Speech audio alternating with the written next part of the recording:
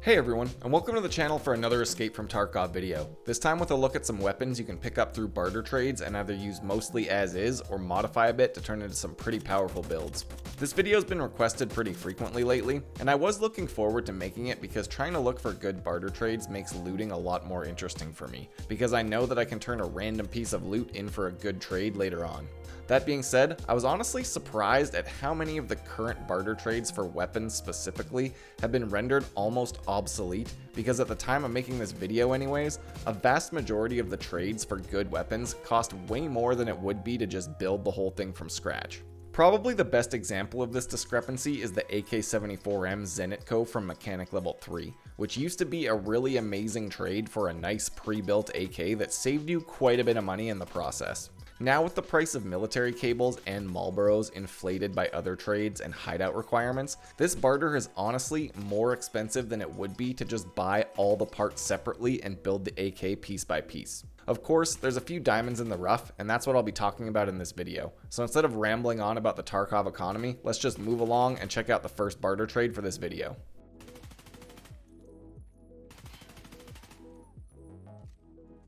To start off, we'll be looking at the M4A1 LVOA barter trade from Mechanic, which has been requested a lot down in the comments section. In exchange for 4 GP coins, which totals about 120,000 rubles, you get yourself an M4, the default barrel, the best receiver, and a pretty decent handguard upgrade with rails already attached.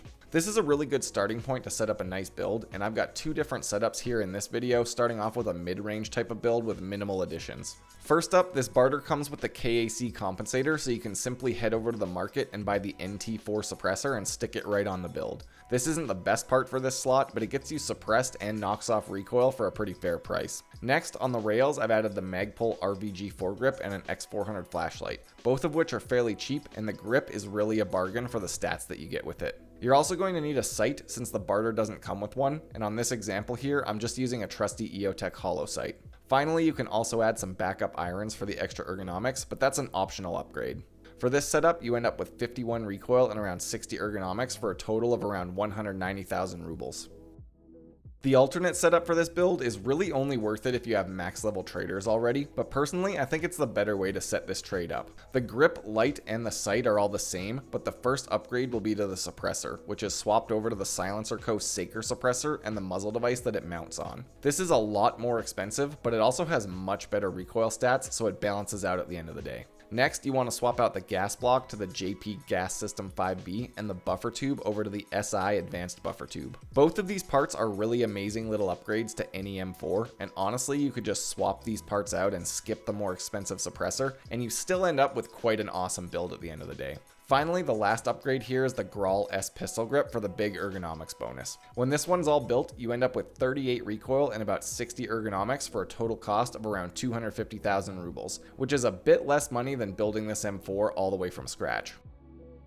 Next up is a trusty barter trade for an M1A SASS build that thankfully is still worth it because Wilston cigarettes haven't been used in many other barters to jack up the price yet. Buying all 18 of these on the market will end up costing you around 100,000 rubles, which is about 20,000 less than it would cost to buy this straight up from Mechanic. For some reason, the M1A seems to be a lot less popular during this wipe, which is kind of odd to me because it still has some of the best recoil stats of all the 308 rifles, and it's one of the only ones with easy access to 30 and 50 round mags instead of being stuck with 20. Once you get the base for the build, the first addition for me is the blast mitigation device combo, which requires the adapter, the BMD, and the Lantac Dragon compensator. It has really awesome recoil stats and is about a third of the price compared to the top tier suppressor options. If you need to run suppressed, your best bet here is the Thunderbeast suppressor and muzzle brake, but this combo costs damn near 100,000 rubles just by itself, so it's really going to jack up the price of the build. For the grip and the light, I'm going with the same ones from the previous M4 build, because honestly it's hard to beat the price to performance ratio of the RVG grip.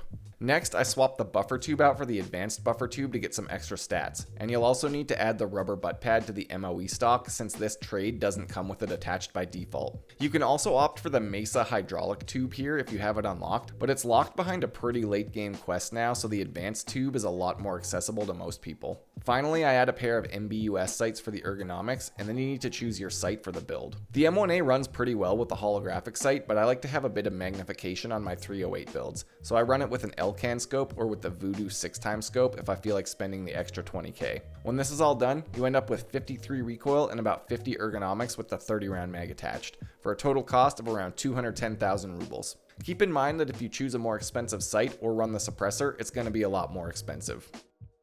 To round out the end of this video, I have a few things picked out that don't really need any modding at all, so you can basically just do a quick trade and be done with it.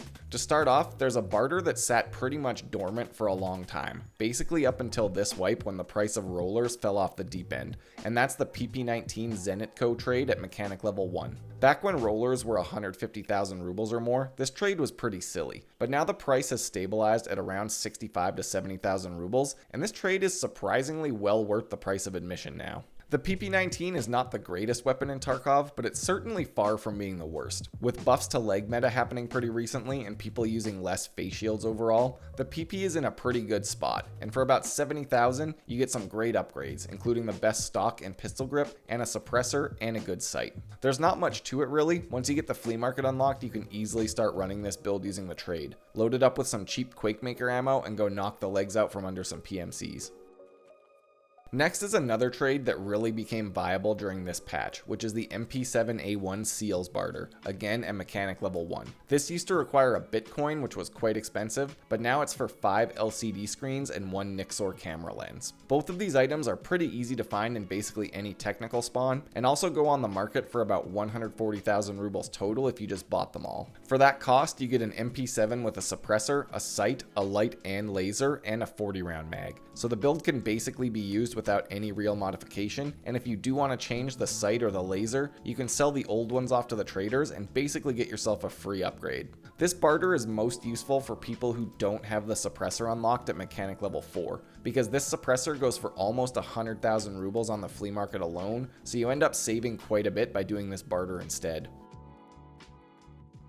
Finally, the last one that I have queued up for this video is a really simple trade at skier level 4 for the suppressed DVL, which only requires 1 military power filter. Considering this filter is usually only about 60,000 rubles or sometimes less, the DVL trade gives you huge savings, as you'll be looking at around 100,000 or more just to buy a normal DVL and suppress it yourself. No, bolt actions aren't the most ideal primary weapon in Tarkov, but if you're grinding your way through the Tarkov shooter quests and all the other ones that require a high sniper skill, the DVL is a pretty great choice, and this barter is really good for getting a nice quiet rifle to use while leveling up your sniper skill. For this one you will need to add a scope, and even though I've been using the Valde a lot less on my AR builds lately, I still find it quite good on the DVL, and it's only about 30,000 rubles these days, so it's a pretty good choice to pair with the DVL for a fairly budget little suppressed sniper.